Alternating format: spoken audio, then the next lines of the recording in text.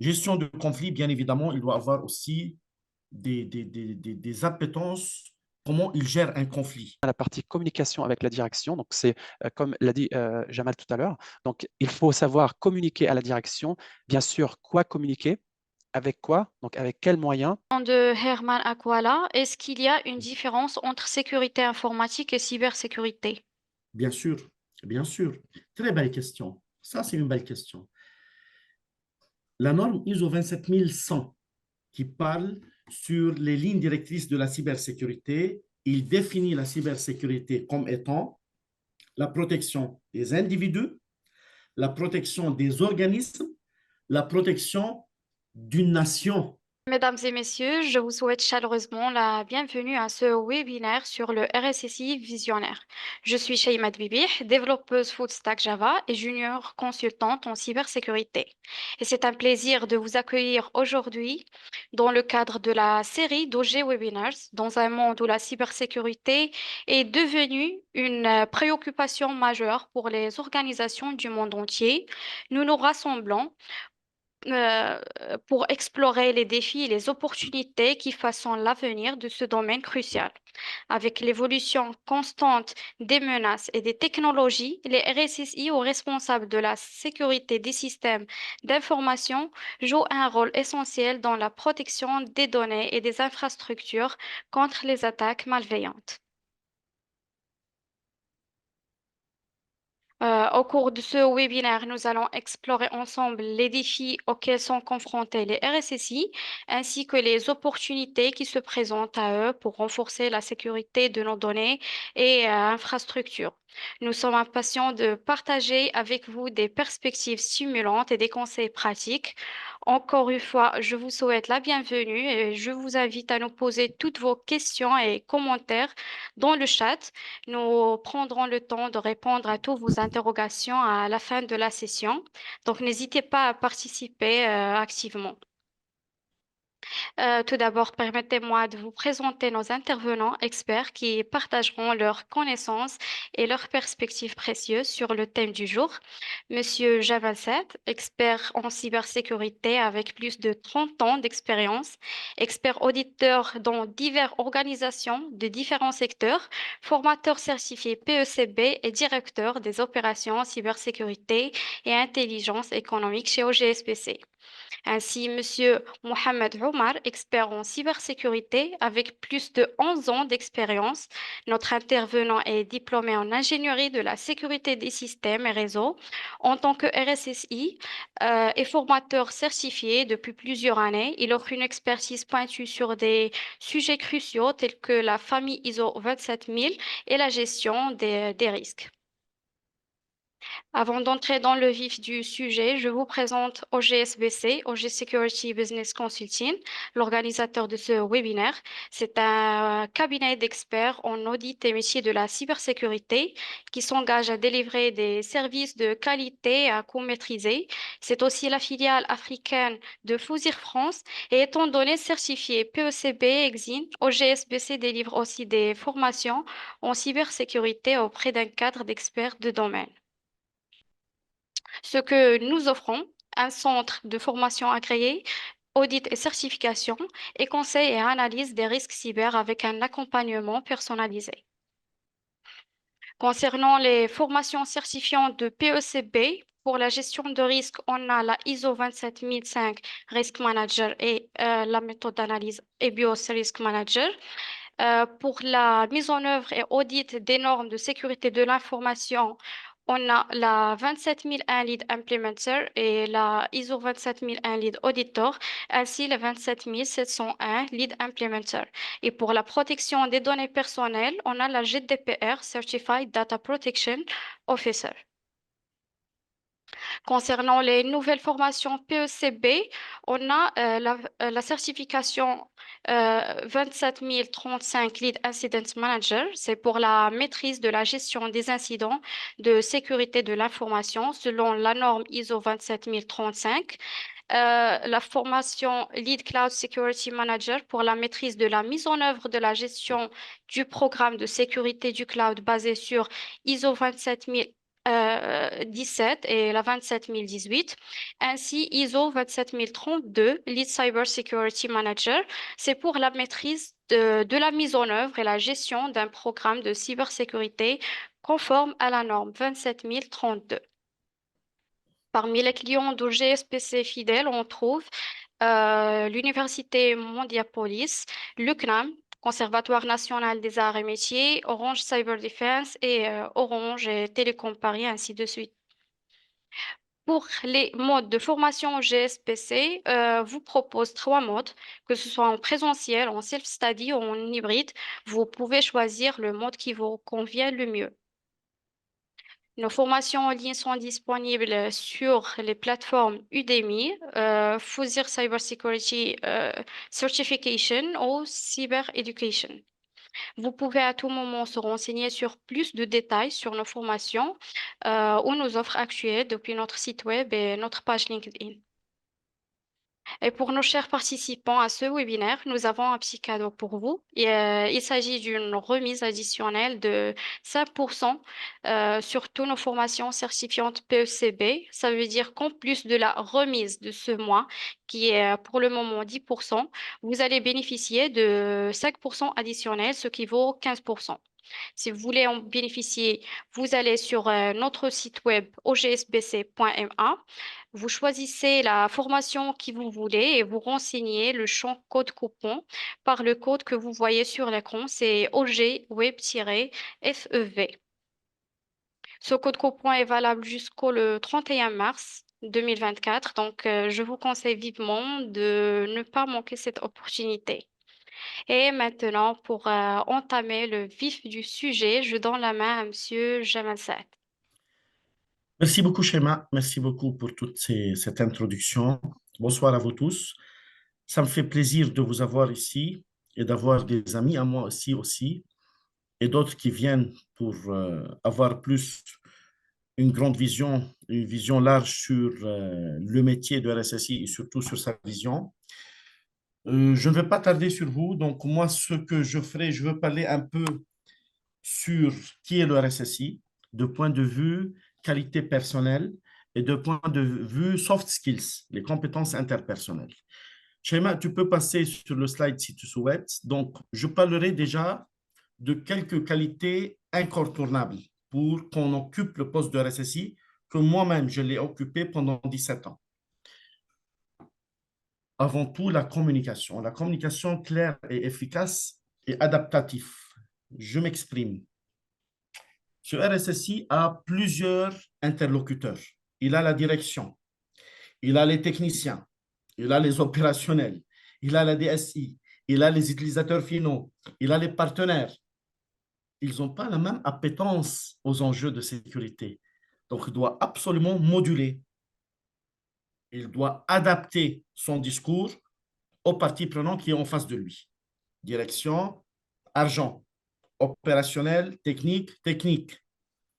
Les utilisateurs finaux, les utilisateurs finaux, je veux parler des utilisateurs finaux, il faut avoir de l'empathie, comme je l'ai dit, l'empathie envers les utilisateurs finaux et surtout, les utilisateurs finaux, parfois, perçoivent les mesures de sécurité comme des obstacles pour leur activité. Donc, il a intérêt aussi à être pédagogue. Il va expliquer de quoi il s'agit. Il va expliquer pour ne pas compromettre leur efficacité. Donc, il doit l'expliquer, il doit être pédagogue. Gestion de conflit, bien évidemment, il doit avoir aussi des appétences, comment il gère un conflit. Le RSSI doit jouer un rôle médiateur lorsqu'il y a des conflits. Pourquoi?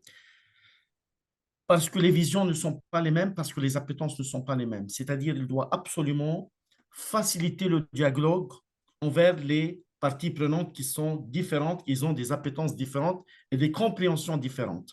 N'oubliez pas que lorsqu'on met en place des mesures de sécurité, lorsqu'on met en place un système de management de la sécurité, lorsqu'on fait l'analyse de risque, ça donne une charge de travail. Ça donne plus de travail pour l'utilisateur final et pour toutes les parties prenantes. On va mettre un MFA, on va mettre des multifactor authentication. On a des procédures, on doit communiquer, on doit sensibiliser, il y a plus de travail. c'est-à-dire il est perçu comme celui qui donne le plus de travail. Donc, il doit faire très attention comment il gère cela. Leadership, sans contestation, il doit être leadership. Il ne doit pas créer des suiveurs. Non, il ne le suit pas. Il croit en lui. Le RSSI, on croit en lui. Le RSSI, il crée des leaderships à son tour. Lui, il est leadership et il crée des leaderships. Il ne crée pas des suiveurs. Pourquoi il crée des leaderships? Parce que tout simplement, on lui fait confiance. Parce que tout simplement, il sait déléguer. Parce que tout simplement, il a déjà défendu ses équipes. Vous voyez? Donc, il est leadership. Et bien évidemment, il doit pouvoir travailler en collaboration avec un travail d'équipe de toutes les entités. Pourquoi? Parce que les entités, ils n'ont pas les mêmes préoccupations, parce que les entités sont dans des régions et des sites parfois différentes. Donc, il doit travailler en pleine collaboration avec toutes ces entités, avec toutes les parties prenantes, et il doit coordonner les efforts entre ces entités. OK? Tout cela avec du bon sens, avec de la bienveillance, avec de la diplomatie. Justement, j'ai parlé de la diplomatie et de la négociation. Il a un rôle. Il a un rôle. Demain, il y a des contrats qui vont se faire. Ben, il a un rôle de négociateur, de diplomatie. Il doit faire des benchmarking avec qui je veux sous-traiter, avec qui je veux contractualiser. Il doit prendre en considération aussi le respect de ses clients, le respect de ses contrats, le respect des exigences réglementaires, les respects des exigences légales. Il doit respecter aussi de plus en plus, on parle des données à caractère personnel, il doit respecter les personnes physiques lors du traitement de leurs données à caractère personnel. Il doit être là avec le DPO, bien évidemment, pour, en toute transparence, donner toutes les explications et démontrer ce respect de traitement des données. Donc, comme vous voyez, le RSSI, avant tout, c'est une personnalité avec des qualités interpersonnelles, des soft skills qui doit les développer dans le temps et qui doit absolument les mettre en application pour réussir sa mission. Maintenant, je veux passer la main à notre grand RSSI, le RSSI de TweeFly, qui est là, qui est parmi nous aujourd'hui et qui va aller dans le vif du sujet. Il va parler plus sur les compétences techniques, la vision et bien d'autres. Allez, go, Mohamed, je te laisse la main. Bonjour à tout le monde. Merci Jamal pour cette présentation, pour ce que tu as expliqué. C'est effectivement c'est quelque chose de très, très, très, on va dire, important en ce moment quand on parle RSSI, quand on parle responsable ou directeur de sécurité informatique. C'est quelque chose que tout le monde, en principe, fait confiance dans les grandes boîtes parce que c'est une personne qu'on appelle business enabler. Alors, je vais juste essayer de prendre la main sur la présentation. Alors, donnez peut-être une petite seconde, s'il vous plaît. Partager. Et on est là. Normalement, c'est bon.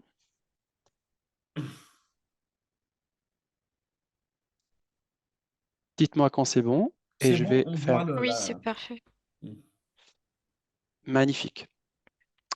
Alors, Bruce Schneier, il dit le RSSI visionnaire ne se contente pas de réagir aux menaces actuelles, mais anticipe les défis de demain pour assurer la sécurité de son organisation. Donc là, si on regarde bien, on comprend directement que ce n'est pas quelqu'un qui est réactif. Le RSSI visionnaire, c'est quelqu'un de proactif. Il va analyser les choses, il va essayer de prévoir les choses et aussi imaginer certains types de solutions même avant que les problèmes arrivent. Donc là, on parle bien sûr de l'anticipation, pardon, l'anticipation des menaces. Donc l'anticipation des menaces vient bien sûr avec la veille technologique. Donc on parle toujours des tendances actuelles, on parle toujours des nouvelles menaces, on parle de la partie, là on va aussi tout à l'heure parler de tout ce qui est nouveau ou nouveauté dans la partie, dans le cyber dans la cybersécurité, dans tout ce qui est numérique. Donc, veille technologique, analyse des tendances. On a la partie alignement stratégique, donc intégration stratégique avec l'entreprise ou avec l'organisme. Donc là, on parle bien sûr, si vous avez déjà fait la formation ISO 27001, vous savez que dans l'ISO 27001, on parle toujours au début, donc dans les exigences de l'ISO 27001, forcément, on a la partie leadership et engagement, on a la partie contexte de l'organisation. Donc le contexte de l'organisation aussi, c'est quelque chose de très important pour un RSSI. Il faut adapter son discours, il faut adapter sa stratégie, forcément dépendant du contexte de l'organisme. Et bien sûr, on a la partie communication avec la direction. Donc, c'est comme l'a dit Jamal tout à l'heure. Donc, il faut savoir communiquer à la direction. Bien sûr, quoi communiquer, avec quoi, donc avec quels moyens, et aussi quand communiquer. Donc, savoir à quel moment on communique. Est-ce qu'on communique quand on trouve un problème, quand on résout un problème, ou on communique d'une façon régulière? Donc, si on regarde les normes ISO 27000, enfin toute la famille ISO 27000, on sait qu'il y a des recommandations par rapport à la communication. Donc, que ce soit dans l'ISO 27005, l'analyse de risque, donc on voit que tout au long du process d'analyse de risque, on parle de la communication. C'est très, très, très important. On ne va pas travailler dans notre coin et on ne va pas faire les choses juste pour l'équipe de sécurité. Là, ça a changé. Ce n'est plus comme avant. Un RSSI, c'est quelqu'un qui fait partie intégrante, qui fait partie très, très importante de la société et il faut qu'il soit aussi très proche de la direction. Gestion de la complexité, donc forcément là on parle de la partie risque. La partie risque, comme je viens de le dire, on parle par exemple de la norme ISO 27005, on parle de toute la partie identification des risques, on parle de l'analyse, on parle du plan de traitement de risque et à la fin aussi de l'amélioration et la partie revue. Revue, amélioration et surveillance de cette partie-là. C'est comme ce qu'on a vu pardon, et dit tout à l'heure. Donc, un RSSI visionnaire, c'est pas quelqu'un on va dire, de traditionnel. C'est quelqu'un qui va essayer de suivre ce qui se passe et aussi savoir ce qui se passe dans le système actuel et aussi regarder ce qui se passe à l'extérieur, ce qu'on appelle dans l'analyse de risque ou dans la méthode d'analyse de risque EBIOS RM, on parle ici de l'écosystème. Voilà, l'écosystème, c'est très important. C'est quelque chose qui va définir notre posture de sécurité. Pour la partie coordination des équipes, ça, c'est aussi un point très, très, très critique. Les équipes, ce n'est pas quelque chose de facile à gérer parfois. Il faut savoir définir les rôles. Donc, ça aussi, c'est une exigence dans l'ISO 27001. Donc, si vous voulez être certifié ISO 27001 pour une organisation, pour un organisme, forcément, la partie équipe, rôle, responsabilité, c'est une exigence. C'est très important, cette partie-là, et on ne peut pas dire qu'on travaille sur ça et on travaille d'une façon, on va dire, ad hoc. Ça veut dire, bon, quand ça arrive, on met en place quelqu'un. Non, ça ne marche pas comme ça avec la sécurité moderne. L'impact sur l'entreprise, donc forcément, on parle ici de l'impact positif. Impact positif, on a la réduction des risques. Forcément, quand on dit réduction de risque, on a deux choses qui définissent le risque. On a l'impact et on a la vraisemblance. Quand on travaille sur une de ces deux critères, donc quand on réduit l'impact ou on réduit la probabilité, on a le risque qui va aussi devenir plus bas. Renforcement de la confiance, que ce soit en interne ou en externe. Donc, quand on parle aussi d'une exigence de l'ISO 27001, le contexte de l'organisme, on parle du contexte interne et contexte externe. Forcément, on parle aussi de la confiance, que ce soit interne et externe. Confiance interne entre les différents départements de l'organisme et les différents aussi, on va dire, au sein de la direction que ça dépend on va dire de l'organigramme de l'organisme, et aussi avec les partenaires, avec les fournisseurs, avec aussi les clients. Donc ça aussi, c'est très, très important. Agilité et adaptabilité, ça veut dire on va adapter notre plan. On va dire, ça dépend de ce qu'on a en place, ça dépend aussi des nouveautés, ça dépend des nouveaux. Imaginons par exemple, on est en train de mettre en place une nouvelle application. forcément, là, on parle des des nouvelles menaces. On parle de nouvelles menaces, on parle il faut faire une nouvelle analyse de risque, il faut essayer de savoir si cette nouvelle solution va nous, on va dire, impacter positivement ou négativement quand on parle sécurité informatique. Voilà, donc ça, c'est très important. Donc, si on va faire un petit résumé de cette partie-là, un RSSI visionnaire, ce n'est pas quelqu'un qui travaille juste pour la sécurité, c'est quelqu'un qui va aussi travailler pour améliorer les objectifs ou aider l'organisme pour atteindre les objectifs globaux de l'entreprise. Parce que si un RSSI, on va dire, qui travaille bien, qui a du succès, forcément, on va augmenter notre ou améliorer notre posture de sécurité et forcément les objectifs de l'organisme on va les atteindre. Pourquoi? Parce qu'il y a beaucoup d'objectifs qui sont liés aussi à la partie informatique. Donc, travailler sur la sécurité informatique va aussi améliorer les chances d'atteindre nos objectifs pour l'organisme en général. Donc, ce qu'on appelle, j'ai donné un autre webinaire j'ai fait un autre webinaire il y a un peu de temps et j'ai fait une présentation qui est proche, que c'est les mêmes, on va dire, c'est la même vision, mais c'était le RSSI, c'est comme un business enabler. Donc, c'est quelqu'un qui va améliorer le business. C'est pas un bloqueur. C'est pas quelqu'un qui va venir et qui va dire non, on met pas en place ça, non, on met pas en place ça, et on va dire bon, c'est comme ça, la sécurité dit comme ça ne va pas aider à atteindre les objectifs. On n'est pas là pour être des policiers au sein de l'entreprise. On est là pour aider les autres, soit à, on va dire, on a beaucoup d'objectifs, bien sûr, donc on est là pour améliorer la sécurité.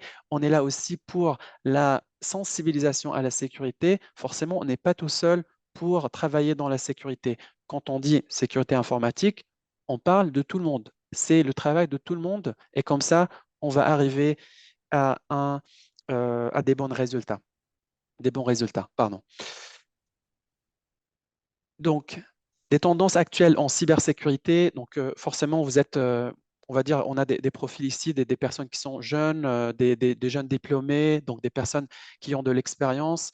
Donc, ça aussi, ça vous donne voilà, une idée sur les tendances actuelles. Actuellement, donc on a beaucoup, si on parle de paysage cybernétique, forcément, vous êtes au courant de tout ce qui se passe, de toutes les normes en fait. Vous êtes au courant des normes ISO qui sortent. Vous êtes au courant, par exemple, de la norme ISO 42001 qui traite la partie intelligence artificielle. Donc, c'est une nouvelle norme qui est sortie récemment. On parle aussi de NIS 2. NIS 2, donc c'est, on va dire, la directive européenne sur la partie qui va, on va dire, changer pas mal de choses en Europe par rapport à la sécurité informatique. Aussi, il y a DORA, donc tout ce qui est lié on va dire, aux organismes financiers, voilà, tout ce qui est finance. Donc voilà, donc c'est des nouvelles normes, directives, etc., qui vont aider les entreprises, les organismes pour aller plus loin dans la sécurité et pour aussi se protéger, puisque là, on parle beaucoup de tout ce qui est intelligence artificielle, on parle des menaces APT, donc Advanced Persistent Threats, donc tout ce qui est menaces avancées, que ce soit sabotage, que ce soit espionnage. Donc ça, c'est devenu une réalité. Ce n'est plus juste des termes qu'on répète dans les formations. On a vu très bien avec pas mal, je ne vais pas citer des exemples, mais il y a pas mal d'exemples qui sont liés à ce type de menaces APT qu'on a eu en France, qu'on a eu en Europe et même dans d'autres pays. L'intelligence artificielle, comme je viens de le dire, donc on parle toujours de intelligence artificielle, machine learning, la nouvelle norme qui est sortie 42001 qui traite ce sujet-là. Les ransomware, donc on va dire, c'est pas vraiment un nouveau sujet, c'est quelque chose qui est sorti il y a quelques années, mais là, c'est devenu très sophistiqué. On parle beaucoup de ransomware, on parle des sociétés, des organismes experts, qui sont experts dans la partie ransomware, dans la partie attaque. Vous voyez, donc ça, c'est devenu vraiment des choses qu'il faut faire très attention. Il faut vraiment c'est pour ça qu'il faut être proactif. On ne peut plus dire qu'on est, on va dire, un successful CISO ou un RSSI qui a du succès si on n'est pas proactif. Il faut savoir que cette partie-là, elle est primordiale pour traiter la partie, surtout en fait la partie intelligence artificielle, ransomware. Donc, on n'attend plus l'attaque, on n'attend plus l'incident pour le gérer. Voilà, il faut attendre nous-mêmes, il faut qu'on soit prêt à chaque fois, on va dire, demain, je peux avoir un incident, je peux avoir une attaque. C'est comme ça qu'il faut se préparer. Internet of Things ou objets connectés. Donc là, forcément, donc quand on parle objets connectés, là, c'est la partie qui contient énormément de données, énormément de data, d'interconnexion entre les applications, entre les objets connectés. Forcément, là, on parle des voitures, on parle de tout ce qui est robotique au sein des organismes, tous les objets connectés. Donc là, on parle de beaucoup de nouveaux protocoles, on parle de la sophistication dans la communication entre ces éléments-là ou entre ces objets connectés, ce qui est très dur parfois à gérer en termes de sécurité. Pourquoi? Parce que ce sont de nouvelles technologies. Donc, quand on a des nouvelles technologies, forcément, là, on n'est pas encore mature par rapport à la protection et par rapport à la sécurité. Donc, il faut étudier. Malheureusement, certains pirates ou certains attaquants, ils sont plus matures par rapport à la compréhension de ces protocoles que les sociétés qui sont en train de se protéger contre ces attaques. Donc, c'est pour ça que ce n'est pas évident, mais forcément, c'est quelque chose qu'il faut gérer et on ne peut pas dire non, on a des priorités. Ce n'est plus histoire de voilà les tendances actuelles ou tout ce qui est nouvelle technologie, on va laisser pour plus tard. On ne peut pas dire ça, on ne peut plus dire ça parce que les attaquants profitent de ces technologies-là quand on regarde les nouveaux, ou pardon, quand on regarde les frameworks, quand on regarde tout ce qui est, on va dire, euh, tendance mondiale dans la partie traitement des risques d'une façon automatique, on peut pas dire que là, on va laisser la partie imagination parce que ça ne peut pas arriver. Ça marche plus. Actuellement, il faut tout imaginer. OK? Il faut tout imaginer. Il faut essayer de faire toujours des scénarios de risque. Quand on regarde les méthodes d'analyse de risque, on parle toujours des scénarios de risque. Et à ce moment-là, il faut introduire la partie ransomware, la partie intelligence artificielle, toute la partie faiblesse qu'on a dans notre système pour pouvoir gérer et mettre en place des mesures de sécurité correspondantes. Le Zero Trust, donc Zero Trust Security Model, donc c'est le modèle de sécurité de confiance ou de zéro confiance. Alors là, c'est quelque chose, voilà, à l'époque, on disait que quand quelqu'un est à l'intérieur de l'entreprise ou de l'organisme, on fait confiance à cette personne-là. On fait confiance parce que que ce soit une personne physique ou que ça peut être une application même ou un compte de service ou etc. Donc, on fait confiance à ce type de connexion quand on est en interne. Actuellement, on ne fait plus confiance à ça. Il faut introduire ce qu'on appelle le Zero Trust et à ce moment-là, on va traiter tout type de connexion. Ça veut dire on ne fait plus confiance aux personnes d'une façon, on va dire, blindly. Donc, on peut pas dire que cette personne est interne et on fait confiance et on donne accès. On fait de la double authentification, on fait du MFA par exemple, on fait aussi de la identification, ça veut dire, ou réauthentification, ça veut dire tous les 15 jours, on va redemander à l'utilisateur de se connecter et on va, voilà, toute la partie modification des bases Zero Trust, c'est déjà en fait un webinaire à part, mais on va essayer d'aborder quelques éléments supplémentaires aussi après. Donc, pour les recommandations, donc là, forcément, il faut parler de la capacité de détection et de réponse. Donc là, il faut forcément, on va dire, parler ou travailler au-delà de tout ce qui est traditionnel. quand on dit traditionnel, ça veut dire tout ce qui est IPS, IDS traditionnel. Là, on va parler de tout ce qui est détection comportementale. Ça veut dire le comportement de l'utilisateur. Ça va nous aider à comprendre si c'est une machine, si c'est un pirate ou si c'est un utilisateur normal. OK? Si vous travaillez avec certains outils ou certaines solutions qui traitent cette partie-là, forcément, vous allez voir que parfois, c'est normal qu'on a ce qu'on appelle des false positives. Donc, ça peut arriver donc, que la machine dit attention, c'est un hacker ou que c'est un pirate, mais dans la vraie vie, enfin, quand on analyse un peu, c'est un utilisateur normal. Pourquoi? Parce que si forcément on a des règles par défaut dans ce type de solution, mais parfois on peut rajouter aussi nos propres règles. Par exemple, on peut dire qu'il n'y a pas de connexion, ou on n'accepte pas de connexion à partir de 21 heures. OK? Donc la machine, on fait cette règle, on met cette règle-là, toute connexion à partir de 21 heures le soir, on va traiter comme une attaque. On va bloquer ou on va alerter l'administrateur. OK? Donc ce type de connexion, enfin pardon, ce type de détection, on peut aussi bien sûr activer la détection et aussi la réponse automatique. Ça veut dire on détecte, mais aussi on coupe automatiquement une connexion à partir de minuit. On n'accepte plus. OK? Sauf s'il y a on va dire des demandes officielles, quelque chose voilà, qui est formel pour approuver cette connexion d'une façon officielle. Formation continue des employés, ça ce qu'on fait tout le temps, ça ce qu'il faut toujours faire. On parle et tout le monde dit que l'être humain, c'est le maillon le plus faible dans la chaîne de sécurité.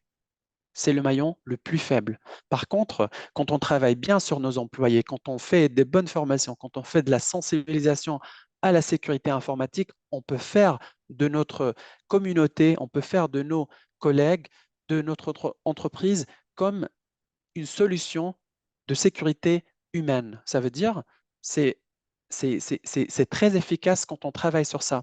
Et moi, personnellement, je pense que quand on travaille bien sur la partie employé, quand on sensibilise, quand on forme bien nos employés, ça peut être aussi un maillon très fort et même plus fort que des outils ou que la technologie. OK, donc ça, c'est très important aussi. Là aussi, là, ce qu'on a dit ou ce que j'ai dit tout à l'heure, donc par rapport au Zero Trust, c'est la même chose aussi. On ne fait plus confiance dans la sécurité quand on parle connexion, quand on parle communication, quand on parle données, transfert de données, on ne fait plus confiance et il faut toujours approuver la connexion, il faut toujours vérifier les connexions ou la connexion de vos utilisateurs. Donc ça, bien sûr, avec des outils, même avec des procédures, vous pouvez mettre en place des politiques de sécurité qui traitent cette partie-là, mais c'est très important d'adopter ce type de modèle. En conclusion, donc forcément, rester à la pointe des tendances actuellement pour prévenir et atténuer les risques. Donc, on ne peut plus dire, moi, je suis RSSI, enfin, à l'époque, on disait, enfin, même il y a des sociétés qui sont juste les RSSI, peut-être, c'est des personnes qui ont travaillé on va dire, dans l'informatique, ils ont un peu de notion de sécurité, ils ont travaillé avec les équipes de sécurité, et après, la direction a dit, bon, vous êtes RSSI de la société, juste pour identifier une personne responsable de la partie sécurité. Ce n'est pas évident actuellement. On ne peut plus dire comme ça, on ne peut plus dire juste, voilà, c'est un RSSI, sans parler des qualités de cette personne. Les qualités, bien sûr, on parle des qualités ici en termes de sécurité informatique. On parle de la certification, donc la certification que ce soit les normes ISO, on parle des certifications CISSP, on parle de la formation CISM, CEH, voilà, toute cette partie-là, ça va donner, on va dire, ça va donner ou former un RSSI qui a plus de visibilité sur la sécurité, qui a plus de succès quand on parle prise de décision. Prise de décision, atténuer les risques, c'est très important dans ce cas-là. Donc, si je continue, ça va être presque la même chose ici, comme ce que j'ai dit tout à l'heure. Donc, l'évolution des menaces numériques, on parle toujours des ransomware, en pleine expansion. Donc là, si on regarde partout dans le monde, on a toujours des sociétés qui souffrent en fait des ransomware. Et c'est tous les jours. On a tous les jours des sociétés qui souffrent en fait des ransomware, des attaques.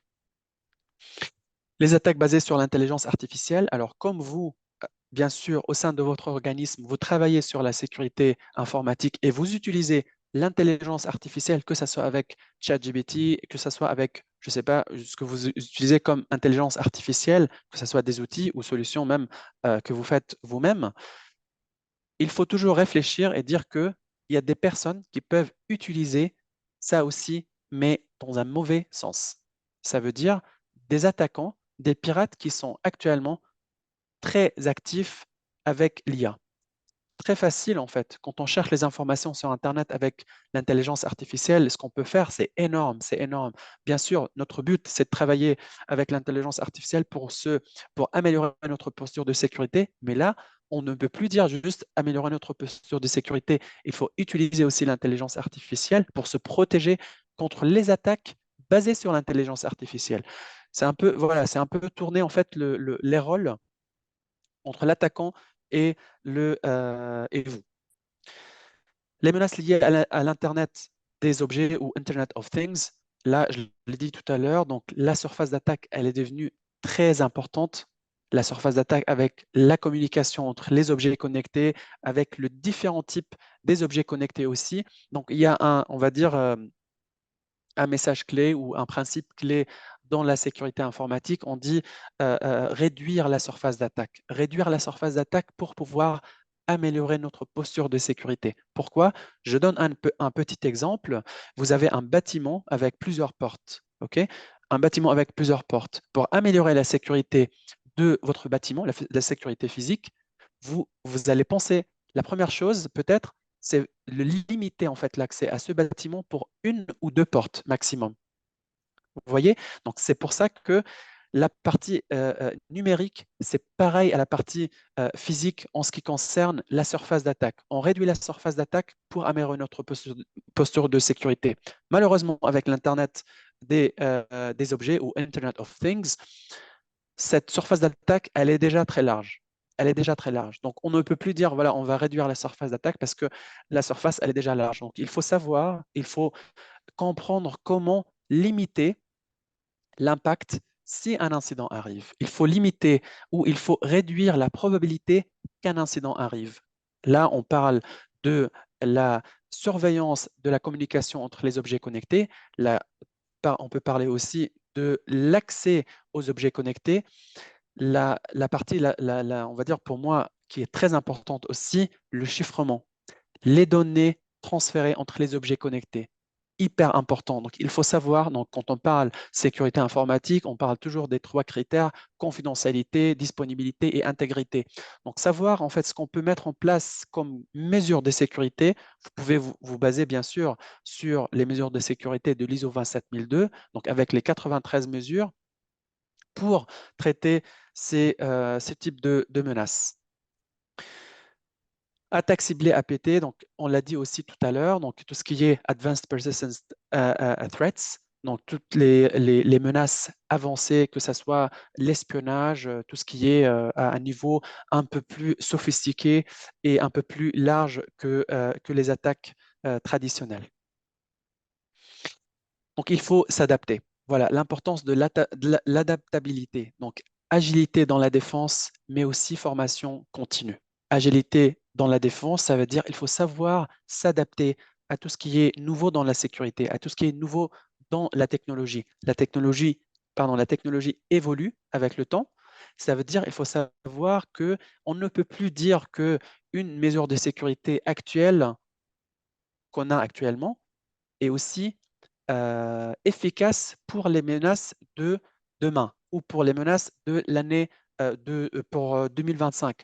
Non, on ne peut plus dire ça en fait, parce que là, actuellement, il faut savoir que tout évolue très vite. Avec l'intelligence artificielle, tout évolue très vite. Il faut être agile, il faut s'adapter à on va dire, cette tendance. Il faut s'adapter à tout ce qui est, on va dire, nouveautés dans la sécurité informatique, par rapport aux nouvelles menaces aussi. Et ça aussi, on le traite avec la formation continue. Donc, il faut savoir que la formation continue, que ce soit à l'équipe de sécurité, mais aussi aux utilisateurs de systèmes informatiques. Donc, dans votre organisme, on ne peut plus dire que la responsabilité de la sécurité, c'est juste l'équipe de sécurité. Même si je l'ai dit tout à l'heure, je le répète, on ne peut plus dire que la sécurité informatique, voilà, on appelle le RSSI, c'est la personne de la sécurité, qui est appelée dans les sociétés parfois. C'est la personne de la sécurité, c'est lui qui gère la sécurité informatique. C'est vrai que le RSSI, c'est la personne qui est responsable, on va dire, de la bonne sécurité informatique, de la bonne posture de sécurité au sein de l'organisme, mais il n'est pas responsable à 100% de tout ce qui se passe parce que parfois, c'est la responsabilité ou c'est les utilisateurs qui font des erreurs. Et à ce moment-là, par contre, la responsabilité du RSSI, c'est de former ces personnes. C'est de former, c'est de proposer des formations, c'est de proposer des programmes de formation continue aux utilisateurs et aussi à l'équipe de sécurité. Technologie émergente et risques associés, pareil, je ne vais rien ajouter par rapport à ça. Peut-être il y a juste le blockchain que j'ai rajouté ici. Donc, on a l'intelligence artificielle, on a l'Internet Internet of Things et on a aussi le blockchain. Donc, on parle ici des nouvelles technologies. On parle ici de quelque chose on n'a pas encore de la maturité en termes de sécurité. C'est vrai qu'il y a des nouveaux, on va dire, des protocoles de communication, voilà, que ce soit avec la partie Internet of Things ou autre chose. Mais actuellement, ce n'est pas évident pour traiter ces risques-là parce que on ne sait plus encore en fait le type de menace qu'on peut avoir. Pour blockchain, c'est vrai qu'on parle toujours de la sécurité au niveau de blockchain, tout le monde parle, c'est sécurisé, etc. Mais on n'est encore pas mature. Quand on parle avec des personnes, c'est vrai que on a tendance à entendre que c'est toujours un peu flou pour certaines personnes, la partie blockchain. Donc, les risques associés, forcément, il y a de la sécurité qui peut toucher à ces parties-là ou à ces technologies émergentes, la dépendance technologique. Et ça aussi, c'est un risque très connu. La dépendance technologique, ça veut dire, notre problème actuellement, c'est quand on est ou quand on dépend de la technologie, on peut avoir des problèmes. Pourquoi? Parce que demain, la technologie va changer. Ça veut dire qu'il faut adapter directement ou il faut s'adapter au niveau de sécurité à cette technologie, ce qui n'est pas évident dans certains cas. Ce qui n'est pas évident parce que il faut former les personnes, il faut avoir de nouvelles solutions de sécurité. Là, quand on regarde sur Internet, on peut trouver énormément de solutions de sécurité, énormément de boîtes qui travaillent dans la partie sécurité, mais ce n'est pas évident de suivre la technologie. Voilà, c'est pour ça qu'il faut être toujours la veille technologique dans la sécurité informatique, c'est un must. C'est un must. On ne peut plus dire que voilà, je travaille dans la sécurité, mais ça fait 2 mois que je n'ai pas regardé les tendances actuelles. Là, tu as raté beaucoup de choses. On ne peut pas dire que je suis certifié ISO 27001 il y a 5 ans et je suis fier de moi. Alors là, tu as raté beaucoup de choses parce que ISO 27001 il y a 5 ans, ce n'est plus ISO 27001 actuellement. Dans la dernière version de la norme ISO 27001, on parle donc forcément, la dernière version est sortie en 2022 et dans l'annexe A, on parle de 93 mesures au lieu des 114 mesures dans l'ISO 27001 version 2013. Donc, ce n'est pas la même chose. Et ça, c'était juste un petit exemple par rapport à tout ce qui est nouveauté dans la sécurité informatique, éthique et responsabilité. Quand on parle nouvelle technologie, quand on parle technologie émergente comme l'intelligence artificielle, alors là, pour la partie éthique, ce n'est pas très clair. La responsabilité, ce n'est toujours pas clair. C'est pour ça qu'ils ont sorti, l'ISO a sorti la nouvelle norme ISO 42001 pour traiter cette partie-là. Mais enfin, cette norme-là, elle est sortie en 2022. Mais personnellement, je pense qu'on est encore très loin par rapport à la partie responsabilité éthique quand on parle de ces technologies. On est encore loin et il faut avoir de la maturité. Quand on parle, par exemple, la partie ransomware, on sait qu'on a pris du temps pour avoir cette maturité. Et encore, il faut encore plus de temps pour avoir une bonne, on va dire, maîtrise de la partie ransomware. Mais aussi là, si on parle intelligence artificielle, pour moi, on est encore loin. Stratégie d'atténuation, que ce soit avec des solutions ou avec de la politique ou avec des procédures. Donc tout ça aussi, il faut savoir gérer. Il faut savoir gérer quand on parle de nouvelles technologies. Veille technologique, on a déjà abordé ça. Formation et sensibilisation. Alors là, c'est un problème parce que l'intelligence artificielle, actuellement, donc dans les sociétés, on va dire dans l'hiérarchie traditionnelle, donc toute la partie société qui travaille dans la partie business, donc ils sont pas trop, on va dire, ils sont pas trop au courant de tout ce qui se passe dans le monde informatique ou dans le monde sécurité informatique.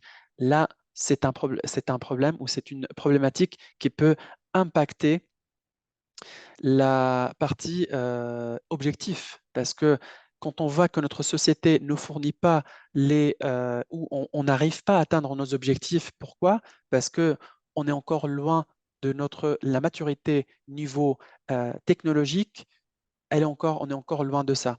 Là, pareil pour la partie sécurité. On parle de la partie sécurité, donc tout le monde la parle de la partie le monde de numérique, en fait, toute la partie, la transformation numérique, tout le monde passe en fait à la partie où à la partie, on va dire, cybersécurité. Donc, nos données sont devenues voilà, de l'or en fait sur Internet. On l'appelle les données, on appelle actuellement, c'est de l'or noir. Pourquoi? Parce que toutes nos données sont sur Internet actuellement, ou presque. Mais cette partie-là, donc, elle est très importante. La partie formation, former les utilisateurs à bien utiliser les nouvelles technologies, à bien se protéger contre les nouvelles technologies, c'est une chose très importante. Et aussi, c'est un must. On ne peut plus passer à côté de cette partie-là, formation et sensibilisation. Et je répète, dans les exigences de l'ISO 27001, dans les exigences de l'ISO 27001, la partie formation et sensibilisation fait bien partie de cette norme-là. Donc, si je ne me trompe pas, c'est dans le chapitre 7 de l'ISO 27001. Donc, dans le chapitre 7, on parle de la partie sensibilisation des utilisateurs pour pouvoir traiter les incidents de sécurité. Par exemple, bien sûr, on n'est pas tous experts sécurité dans une entreprise et on n'attend pas que tout le monde soit expert en sécurité informatique. Impossible. Leur travail, c'est de travailler. Enfin, ils sont là pour travailler, pour gérer, pour produire de l'argent, pour produire des produits, etc. Mais il faut avoir un minimum. Et le minimum, on peut l'avoir avec la sensibilisation. C'est quoi la différence entre une formation et une sensibilisation? Une formation, c'est pour acquérir des compétences et avoir une certification à la fin. C'est comme vous faites la certification avec OG SPC ou avec une autre société. Donc, à la fin, vous pouvez demander un test ou un examen de certification. Une sensibilisation, ce n'est pas la même chose, même si l'objectif, c'est d'améliorer notre posture de sécurité, mais la sensibilisation, c'est de changer un comportement.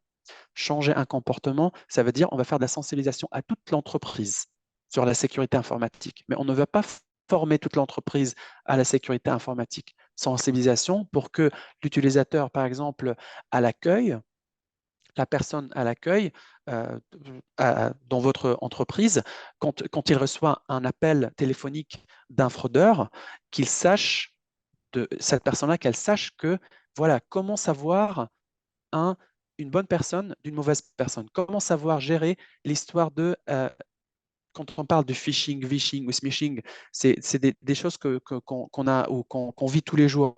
Cette partie-là, la sensibilisation fait partie intégrante, c'est une partie très importante dans la vie des sociétés. Partenariat stratégique, ça veut dire travailler avec des sociétés qui travaillent dans la sécurité informatique. Il faut gérer, donc dans l'écosystème, on a toujours des partenaires. On a des partenaires, on a des fournisseurs, on a des clients, etc. Partenariat stratégique, donc avec des boîtes qui travaillent dans ce domaine-là, avec des boîtes qui ont de la maturité qui va vous aussi vous donner une vision, qui va vous améliorer votre posture de sécurité. Donc ça aussi, c'est très important. C'est comme aussi, enfin, c'est aussi pareil à la partie partenariat niveau personnel. Donc, quand vous travaillez avec un partenaire dans la sécurité informatique, on va dire votre collègue ou un partenaire quand vous êtes formateur, donc dans le réseau, on va dire des formateurs. Donc, forcément, vous avez des partenaires et avec qui vous partagez des connaissances et aussi vous travaillez sur la partie veille technologique, etc. Pareil pour les sociétés. OK? Approche innovante des RSSI visionnaires. Donc, forcément, il faut anticiper des menaces futures. C'est pour ça qu'il faut toujours avoir on va dire une visibilité sur ce qui se passe actuellement, mais aussi savoir ce qu'on peut avoir demain. Forcément, on n'est pas capable de savoir ce qu'il peut avoir demain, mais on peut anticiper certains types de menaces. On peut anticiper certains types d'incidents en mettant en place des bonnes mesures, en mettant en place des politiques de sécurité. Donc, je donne un petit exemple. Quand on parle, même si on parle d'une menace traditionnelle, qui est la divulgation des données. Divulgation des données, on va dire, au sein d'une société, ça peut arriver, on peut avoir beaucoup de sources pour avoir de divulgation de données, que ce soit interne ou externe. Je vais parler d'un exemple d'une divulgation interne, pardon, d'une divulgation suite à, on va dire, à une attaque en interne. Donc, comment on peut anticiper cette partie-là? Par exemple, on peut faire ce qu'on appelle NDA, Non-Disclosure Agreement, aux salariés. Donc, c'est un document qu'il signe, etc. Forcément, c'est différent par rapport, ça dépend des sociétés, etc. Mais on peut faire signer aux salariés pour qu'on puisse, et ça, c'est la partie anticipation. Donc, ce sont des mesures préventives. Ce sont des mesures préventives. Juste un petit exemple pour cette partie-là. Je ferme les parenthèses. On a la partie adaptation continue aux technologies émergentes. Donc, forcément, comme je l'ai dit tout à l'heure, il faut savoir qu'avec les technologies émergentes, on ne peut plus dire qu'on est bien. Demain, ça peut changer. Après-demain, ça peut changer. Une mesure de sécurité aujourd'hui, elle est obsolète dans 6 mois. Et c'est une réalité. Si vous regardez sur Internet, les mesures de sécurité, donc par exemple, quand on parle des méthodes de hachage, donc il y a des méthodes de hachage qui sont bonnes actuellement, mais l'année prochaine, elles vont devenir elles vont devenir obsolètes. Donc, ces mesures de sécurité ne sont pas adaptées. C'est pour ça qu'il faut s'adapter toujours à ce qui se passe. Il faut toujours anticiper ce qu'on peut avoir comme menace.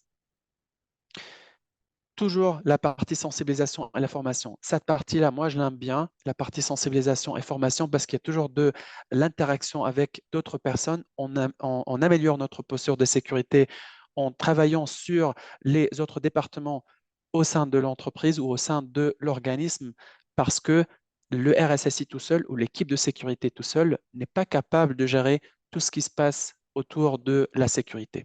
Ça, c'est une partie, pour moi, je le répète, j'aime bien parce qu'il y a beaucoup d'interactions et vous apprenez beaucoup avec les autres personnes. Parce que parfois, quand on réfléchit out of the box, donc quand on a un peu plus de visibilité par rapport à ce que le business voit, à ce moment-là, on comprend mieux ce qu'on peut mettre en place.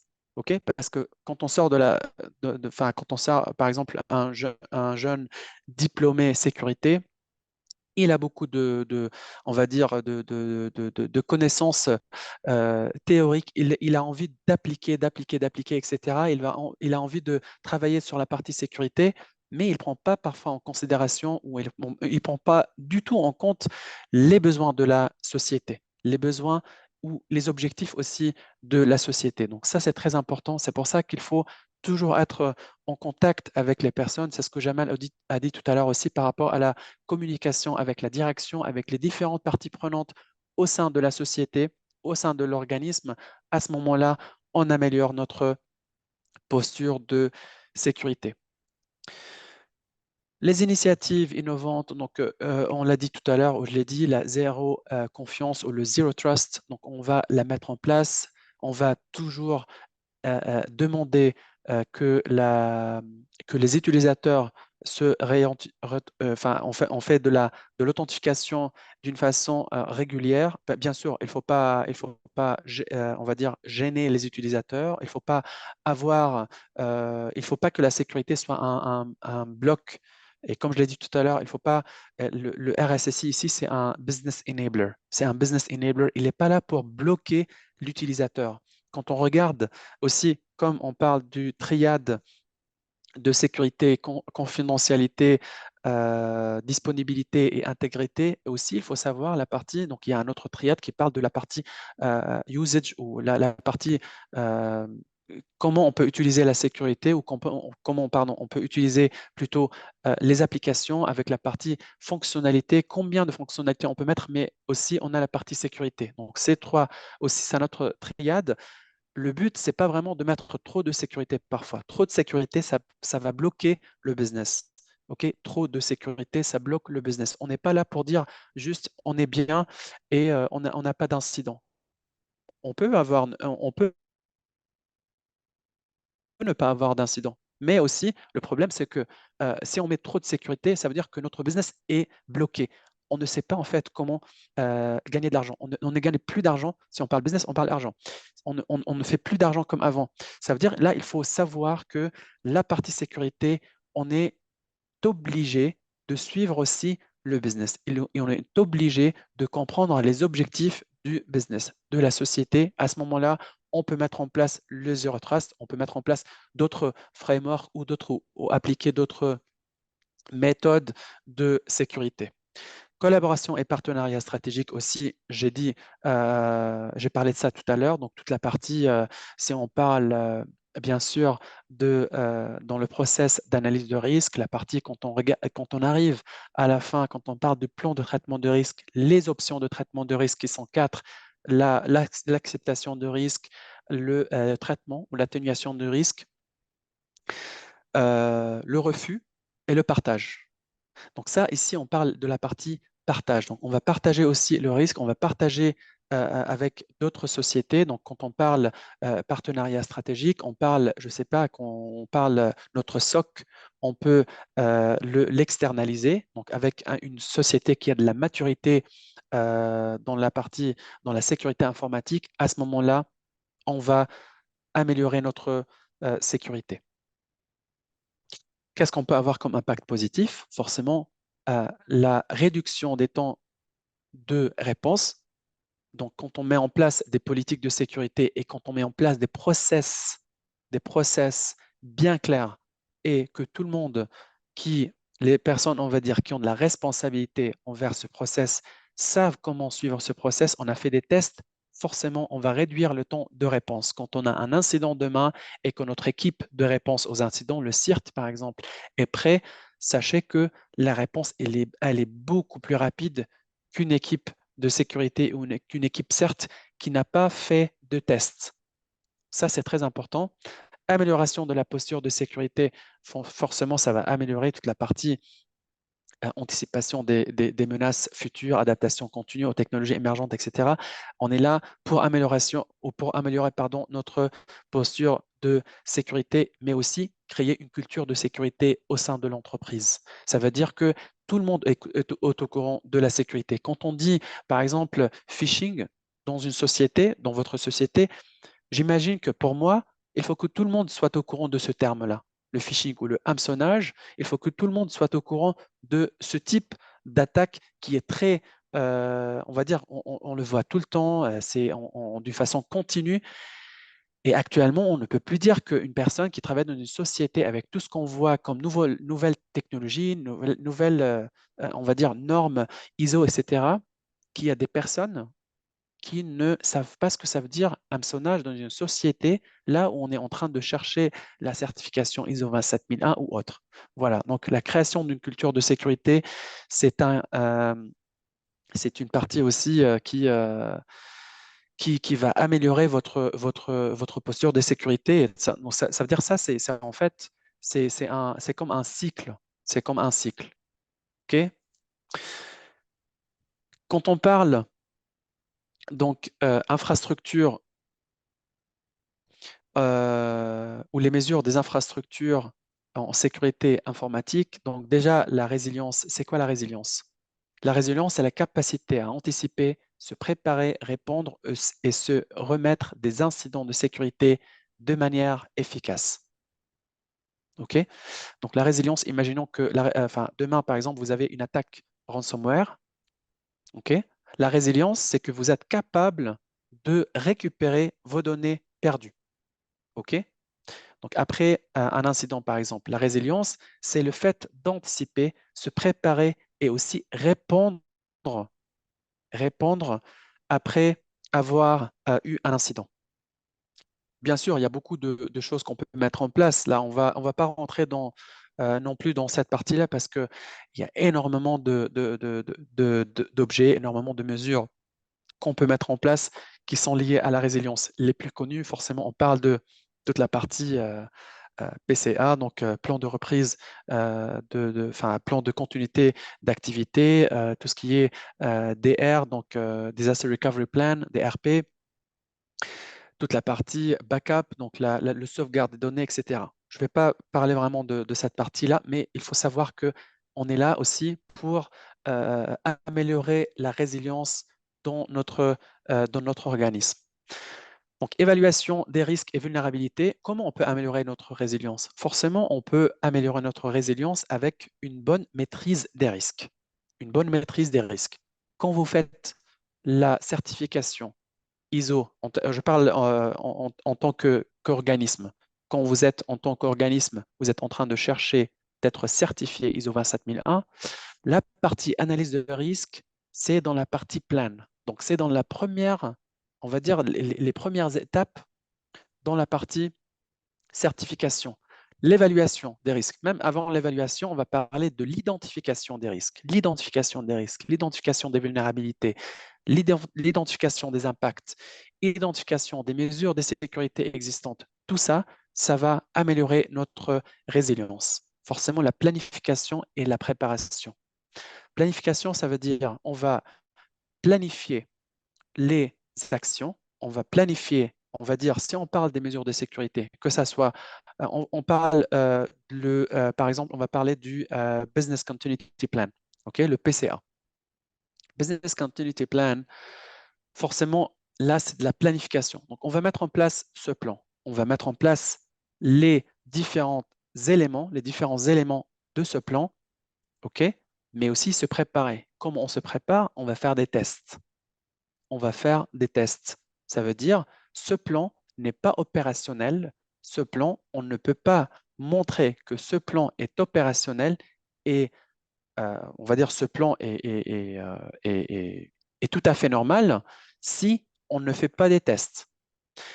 Un auditeur qui vient pour vous dire, montrez-moi les tests que vous avez faits, et s'il n'y a pas de tests qui ont été faits sur la partie PCA, par exemple, l'auditeur remonte ça comme une non-conformité et non-conformité majeure. On ne peut pas dire juste qu'on a mis en place quelque chose, mais on ne l'a pas testé. Ça aussi, c'est une chose très importante, surtout pour la partie résilience. Surtout pour la partie résilience, imaginons toujours en fait une attaque ransomware. Toujours une attaque ransomware. Actuellement, quand on regarde avec le nombre de sociétés qui sont attaquées en permanence avec les attaques ransomware, on réfléchit toujours et on pense toujours, qu'est-ce qu'ils ont fait? Pourquoi ils ont été attaqués? Est-ce qu'ils ont appliqué ou est-ce qu'ils ont mis en place des mesures de sécurité? Est-ce que ces mesures de sécurité ont été testées? Donc ça, c'est très important. Tester les mesures de sécurité mises en place. Technologie clé pour la résilience, donc on peut mettre forcément toute la partie, ça c'est même si c'est très traditionnel, donc forcément c'est toujours le cas avec tout ce qui est système de détection et de prévention des intrusions, donc IDS, IPS. On peut parler aussi des nouvelles générations. Donc nouvelle génération, ça veut dire les IDS, IPS qui traitent ou qui vont analyser en fait le comportement des actions, analyser les comportements des utilisateurs. Ça peut être un comportement. Donc, analyser le comportement dans notre réseau. Sauvegarde et récupération des données, ça aussi c'est très important. Donc, dans la partie sauvegarde, récupération de données, ça aussi, il faut savoir que c'est le business qui définit beaucoup de choses. Le business ici va définir la partie, toute la partie euh, euh, en combien de temps, en combien de temps, ou combien de temps je peux vivre sans cette application ou sans mon produit. Donc ça, c'est le business qui le définit et c'est à la partie opérationnelle ou la partie, on va dire, sécurité qui va essayer de mettre en place les mesures de sécurité qui répondent à ces critères. Donc le business va définir ou ce qu'on appelle aussi application owner, donc c'est le propriétaire de l'application ou de business, le business owner. Donc c'est cette personne-là qui va définir les critères et aussi, et après, pardon, c'est aux équipes opérationnelles de mettre en place les mesures de sécurité qui répondent à ces critères. On a toujours des objectifs, des critères et des résultats. Objectifs, on définit les objectifs, on définit les critères, sur quoi on va se baser pour atteindre nos objectifs et à la fin, on a des résultats pour voir si les mesures de sécurité qu'on a mis en place ont répondu à ces critères-là et pour atteindre les objectifs qui sont définis euh, tout au début. La virtualisation et cloud computing, ça aussi c'est très important. On peut utiliser, euh, on le sait très bien, là le cloud computing c'est partout dans le monde. Tout le monde utilise le cloud presque, ou presque, mais c'est quelque chose qui est aussi très connu. C'est quelque chose qui est, on va dire, je ne vais pas trop parler de cloud parce que pour moi aussi, c'est même, on peut parler sur le cloud avec beaucoup de sujets, que ce soit la partie sécurité, enfin, la partie résilience, que ce soit la partie, euh, euh, je ne sais pas, toute la partie Oui, aussi. tu peux abréger, Mohamed, tu peux abréger. On ne va pas entrer dans tous ces détails parce que on Voilà, sait qu'il faut énormément de temps pour faire ça. Donc, tu peux abréger et aller à un résumé si tu souhaites, hein, ou passer assez rapidement sur ça. très Comme ça, bien. Donc, on aura c'était juste le dernier point pour, voilà, on aura sur le la temps de partie prendre les cloud. questions. OK. Très bien. Après, donc, on a la partie une culture de résilience, forcément, donc on a vu la partie résilience, mais il faut cultiver une culture de résilience. Donc, la sensibilisation et formation des employés, toujours, sensibilisation et formation des employés, que ce soit dans la partie sécurité, mais aussi dans les détails de certaines activités liées à la sécurité. Communication et collaboration, pareil, comme on l'a dit au début de ce webinaire, mais aussi on l'a dit après, la communication qui est, qui est, on va dire, une exigence dans les normes, mais aussi c'est une chose qui va améliorer, et vous allez voir avec une communication efficace, transparente, ça va améliorer votre posture de sécurité et bien sûr, on parle ici de la résilience. Des bénéfices de la résilience, on a la réduction des temps d'arrêt. Donc la résilience permet forcément de minimiser les temps d'arrêt en réagissant rapidement et efficacement aux incidents. Donc là, quand on parle RTO, RPO, donc comme je l'ai dit tout à l'heure, donc RTO, c'est le Recovery Time Objective et le RPO, Recovery Point Objective. Donc ces éléments-là vont être, on va améliorer, on va dire, on va améliorer ces éléments-là quand on travaille sur une bonne résilience. Protection de la réputation. Donc, forcément, là, ça va améliorer la réputation de l'organisation. Quand on a une bonne résilience, la réputation, elle est meilleure. Donc, on voit très bien quand on parle des attaques ransomware, forcément, il y a des personnes qui posent des questions. Enfin, on pose toujours en fait des questions. Qu'est-ce qui s'est passé avec cette société? Comment ils ont été impactés? La réputation, elle est très importante aussi. Donc, quand on améliore la résilience, on améliore notre réputation. Pour la partie préparation aussi aux menaces futures, donc comme ça, quand on travaille sur une bonne résilience, quand on a une bonne résilience, forcément, on va éliminer certains types de menaces, que ce soit des menaces actuelles ou des menaces futures. Donc ça, c'est très important aussi pour pouvoir, ou ça va nous aider en fait implicitement à se protéger contre des menaces futures. Même si j'ai parlé de ça tout à l'heure, donc ça, je l'ai mis aussi dans la partie, dans la dernière partie. Gestion des menaces émergentes en sécurité informatique. Donc, on a parlé des attaques APT, donc Advanced Persistent Threats. On a parlé de la partie détection. Donc, comment on détecte en fait? La détection, forcément, il faut avoir de la surveillance constante et une analyse approfondie. Parce que ce n'est pas évident, ce n'est pas une attaque normale, c'est une attaque avancée. Donc, il faut avoir une analyse approfondie.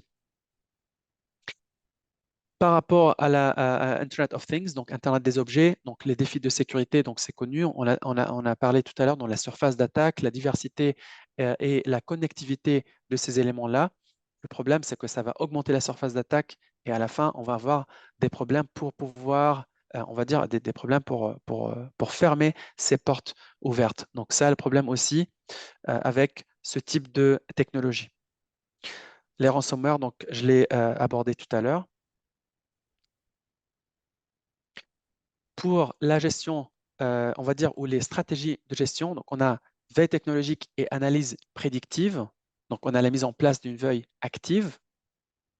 Voilà, donc il faut surveiller les forums clandestins, les rapports de sécurité, les sources d'informations externes. Donc, on a des sociétés en fait qui font ça, on va dire, sur Internet. Vous pouvez même demander des démos, vous pouvez même demander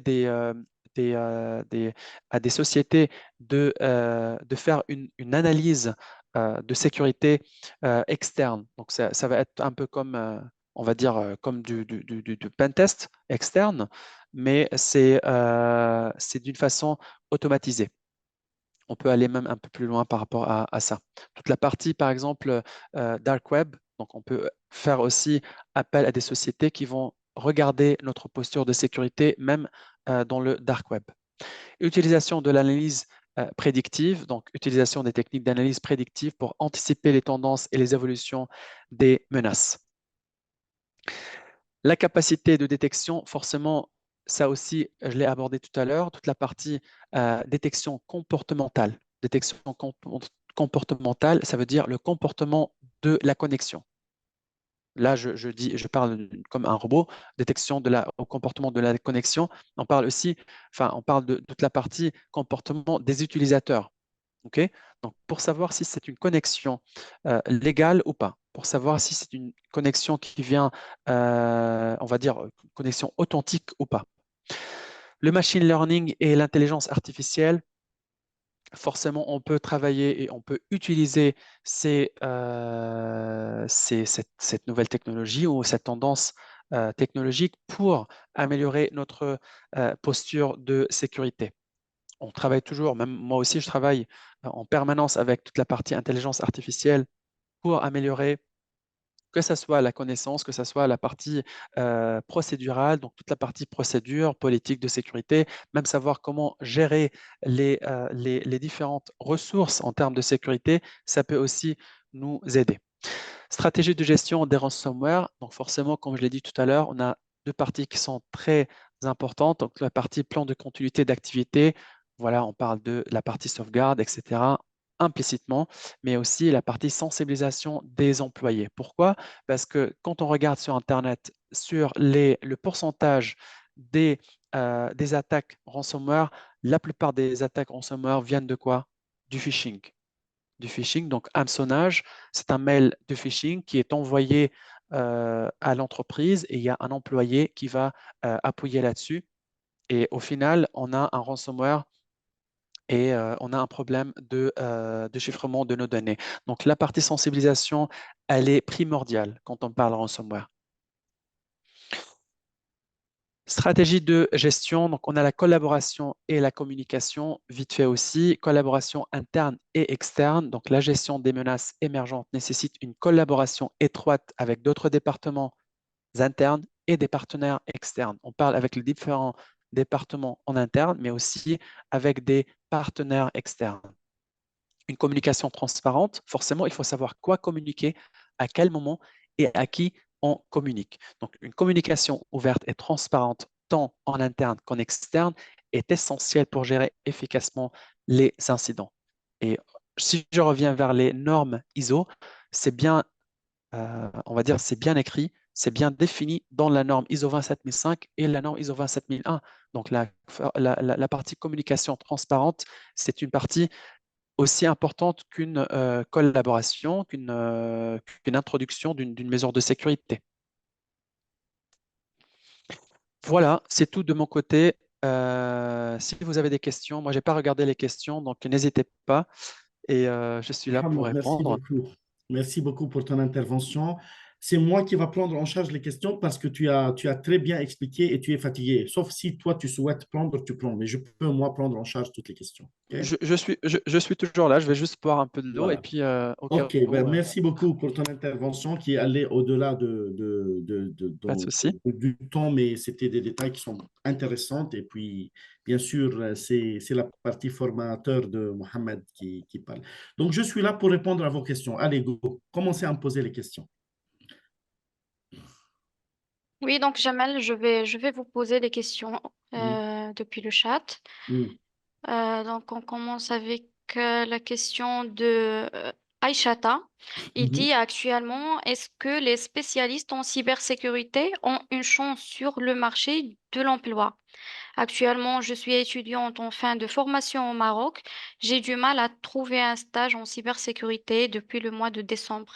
J'ai envoyé mon CV à certaines entreprises, mais jusqu'à présent, j'ai pas de réponse. Par contre, je vois beaucoup d'offres de stages pour les développeuses, les développeurs. Écoute, Aïcha aussi, tu trouveras, il faut persister. Bon, c'est pas une question vraiment, c'est plutôt une sollicitation. Donc, tu peux trouver, hein, tu peux trouver, il faut chercher. Il y a des grands acteurs de cybersécurité. Je ne connais pas ta formation. Envoie-nous notre CV. Votre CV, envoie-le et on regarde. Mais je ne vous promets rien. Mais il faut persister, il faut persévérer. Et il faut envoyer au maximum d'entreprises. Des entreprises au Maroc, il y en a pas mal sur la partie cyber. Et voilà. Après, si vous auriez besoin d'un avis sur votre CV ou votre lettre de motivation, je peux vous aider. Mais je ne peux pas faire plus que ça. Question suivante. Et question de Herman Aquala. Est-ce qu'il y a une différence entre sécurité informatique et cybersécurité? Bien sûr, bien sûr. Très belle question. Ça, c'est une belle question.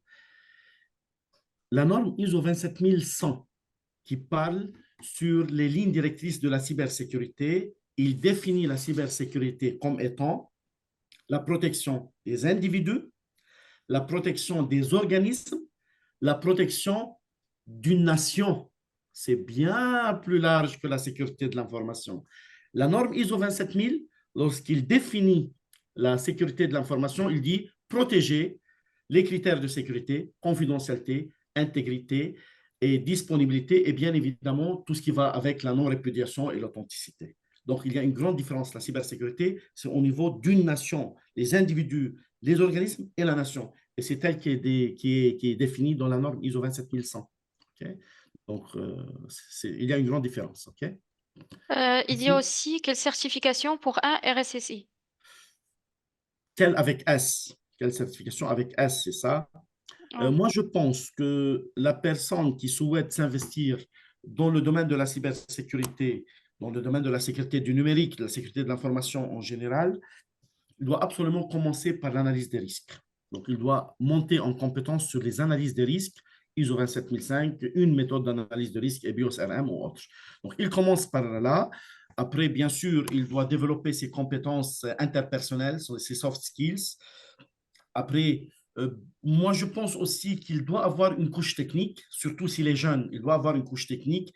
Il va regarder un peu côté du SOC, un peu de côté de tests de pénétration, un peu de côté de SDLC, Secure Development Life Cycle, la sécurité des applications, la sécurité des réseaux, un peu du tout. Et après, il passe à la partie gouvernance. Donc, il peut commencer par la partie qui est l'alphabet de la cybersécurité, qui est l'analyse de risque, 27005, une méthode d'analyse de risque, une couche générale sur la partie technique et puis il va vers la gouvernance. C'est comme ça il doit faire, à mon avis, hein, c'est mon humble avis. Après, si je peux me permettre Bien de sûr, rajouter bien une sûr. petite. Oui, si on veut aller un peu plus loin, bien sûr, on peut travailler sur d'autres normes et d'autres formations. Donc, il y a la norme ISO 27032.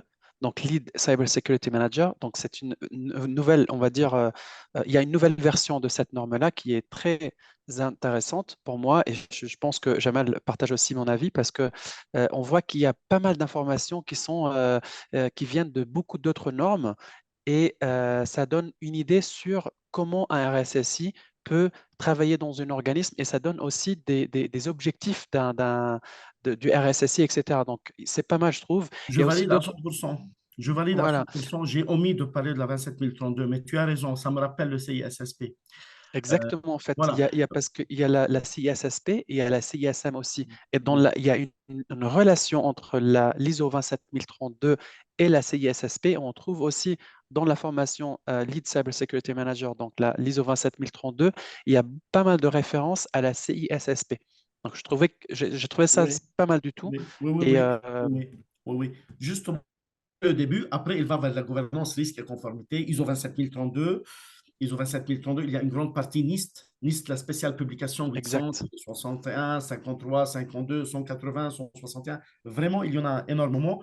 Mais voilà, j'ai donné les grands axes pour commencer. Mais certes, l'ISO 27032, le Lead Cyber Security Manager, avec sa nouvelle version, c'est du wow. Bien sûr, c'est du wow, mais ça, c'est après, hein, c'est pas tout de suite. C'est une fois qu'il va un peu dans la route, hein. Quelques années après, il va vers la 27032. C'est énorme, la 27032.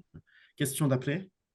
Question de Ihsan, qui est le parcours à suivre pour devenir un RSSI? Je pense que C'est la même chose, hein. oui. C'est la même chose de ce que je dis. Hmm. Mariam Sriri se pose la question, en tant que RSSI, comment évaluer et assurer la conformité aux politiques et normes de sécurité? Il ne faut pas l'assurer juste la conformité par rapport aux politiques et aux normes de sécurité, aussi par rapport à toutes les exigences réglementaires et contractuelles. OK? Donc, comment? En regardant déjà la politique et les objectifs de politique et qu'est-ce qu'on doit faire pour aller vers la politique. Par rapport aux exigences contractuelles, ça va nous donner les objectifs de sécurité. Demain, dans un contrat, il me dit il faut minimum un audit dans l'année. Et donc, je dois m'assurer qu'il y a minimum un audit dans l'année. Il va me dire dans un contrat, en fin de traitement, il faut supprimer les données d'une manière irréversible. Je dois m'assurer que les données sont supprimées. Il va me dire dans une exigence réglementaire comme le RGPD ou loi informatique et liberté ou DORA ou NIS 2, DORA qui n'est pas encore entré en application, il entre en octobre 2025, ou NIS 2 qui est déjà qui va bientôt entrer ou il est déjà entré, il va me demander par exemple de gérer les risques. Dans toutes les réglementations, il y a une exigence sur la gestion de risques. Le RSSI doit veiller à ce que les risques soient gérés comme il se doit, avec une méthode reproductible, sur un planning, tous les ans, peut-être une révision des scénarios opérationnels, tous les ans, tous les 3 ans, révision des scénarios stratégiques, une veille en temps réel par rapport à toutes les menaces nouvelles, le mode opératoire nouveau, les vulnérabilités nouvelles. C'est ça, hein, c'est un super grand travail et c'est une super belle question. Et c'est dans ces conditions et dans cette vision qu'il doit répondre à toutes ces exigences. Okay? Merci À part Jamal. ça, Encore une question de Mariam. Quels sont les principaux défis auxquels un RSSI est confronté lors de la mise en place d'une culture de sécurité au sein de l'organisation? le premier défi, à mon sens, et après je laisse Mohamed qui est chevronné dans le domaine de compléter ou de donner son avis. Le premier défi, c'est surtout combien on s'oppose au changement, combien on veut travailler moins, combien on voit le RSSI comme il est un frein. Non, le RSSI, ce n'est pas un frein. Absolument pas un frein. Le RSSI, comme il l'a dit, c'est un créateur de valeur. Le RSSI, il va indirectement créer de la valeur commerciale de l'entreprise. Il va supporter la politique commerciale. Tu vois? Donc, le premier défi pour moi, c'est accompagner à ce changement. Comme je l'ai dit tout à l'heure, il doit avoir cette personnalité de bienveillance, de pédagogie, d'explication des choses, voilà, de diplomatie. Mohamed, si tu veux ajouter quelque chose, c'est ça, c'est dans une personnalité de RSSI. Hein. Mais le premier facteur, comme il a dit Mohamed tout à l'heure, c'est le facteur humain. Et il a dit quelque chose que j'ai beaucoup aimé, Mohamed. Il a dit, toujours on parle que le maillon faible, c'est l'homme, mais on peut rendre l'homme le maillon fort. Oui, on peut rendre l'homme le maillon fort dans cette chaîne. Et le RSSI, entre autres, a aussi ce défi. Mohamed, si tu veux ajouter quelque Non, mais chose. je valide par rapport à ça et au défi, on a toujours la partie défi, on va dire, avec défi humain, en fait, parce que quand on est en train de mettre en place de nouvelles technologies, quand on est en train de mettre en place des nouvelles mesures, forcément, il y a des personnes qui vont dire, ah, mais ça va me compliquer la vie, ça va me rajouter une nouvelle couche. Je vais être à chaque fois, quand je me connecte, il faut que je valide 2, 3 fois avant que j'arrive à l'application, etc. Cette partie-là, elle est toujours en fait là. On sait que cette partie-là, on l'a. Donc, on rentre dans une société, dans une entreprise, on sait qu'il y a des personnes, ce qui est normal, hein, ce qui est normal, qu'il y a des personnes qui vont s'opposer parce que pour eux, c'est une couche supplémentaire dans le travail journalier. Donc ça, il y a cette partie-là, il y a la partie legacy. Il y a la partie legacy, donc toutes les applications legacy. Et ça aussi, un vrai défi. Parce que pour certaines applications legacy, on ne peut pas appliquer toutes les mesures de sécurité qui sont définies dans les normes ISO, par exemple. Pourquoi? Parce que on ne peut pas, pour certains types d'applications, enfin, que ce soit dans le secteur bancaire ou autre, on a des applications là où on ne peut plus appliquer des mesures de sécurité innovantes. Il faut revenir vers les bases, il faut penser à autre chose. Donc, il faut savoir que on peut mettre en place d'autres mesures de sécurité. Ça peut être physique, ça peut être autre chose, mais ce n'est pas vraiment la chose, on va dire, qui est connue. C'est pas une mesure de sécurité connue on va dire, dans certains contextes. Donc voilà, donc, il y a le défi humain, il y a le défi aussi technologique par rapport à ça, mais aussi on a d'autres défis. Je ne vais pas parler des autres, mais il y a des défis aussi culturels, et ça aussi, il faut savoir. Donc, dans certains pays, dans certaines villes, on ne peut pas appliquer les mêmes mesures de sécurité qu'on applique dans d'autres pays. Même quand on parle d'une société multinationale, on ne peut pas mettre en place les mêmes mesures de sécurité en France qu'au Maroc, qu'en Angleterre, qu'aux États-Unis. Même, on parle de la même société, mais avec plusieurs branches. Voilà, donc en gros, c'est ça. Après, ça dépend. Ça dépend Surtout la aussi. partie réglementaire, hein. Surtout, il vise la partie réglementaire, hein. Surtout, il vise la Bien partie sûr. réglementaire qui implique des mesures. Très bien. La question d'après, Schéma. Question de Herman Aquala. Quels sont les sites web où un RSSI doit être en contact pour sa veille technologique? Ben, il y a pas mal de sites web où il peut être en contact pour sa veille technologique. Moi, je pense on va regarder surtout les sites de régulateurs, les sites des agences. Par exemple, l'ANSSI en France, l'Agence nationale de sécurité L'ANSSI, de oui. l'information. On peut regarder le site de la CNIL. On peut regarder les sites du CERT, tout ce qui est CERT ou FIRST ou autre. Ce sont des sites ou cybermalveillance, par exemple, ou le site ou tout ce qu'on communique sur les comment il s'appelle ça, il a été créé dernièrement, le Campus France, tu vois, c'est de ça. Il peut faire partie aussi, pas seulement les sites, il peut faire partie de quelques clubs, le club de la continuité d'activité, le club EBIOS, le club des RSSI ou des directeurs. C'est là où il va. Le Le club ISO plus important, 27001. pardon? Le club ISO 27001, Oui, le par club exemple. ISO 27001 avec notre ami Hervé Schauer. Voilà, c'est là le plus important qu'il va vers quelque chose de connu, des sources sûres, et qu'il fait ça et sur site et en temps de réunion, entre autres, avec des clubs. C'est ça où il peut On- aller se ouais, ressourcer.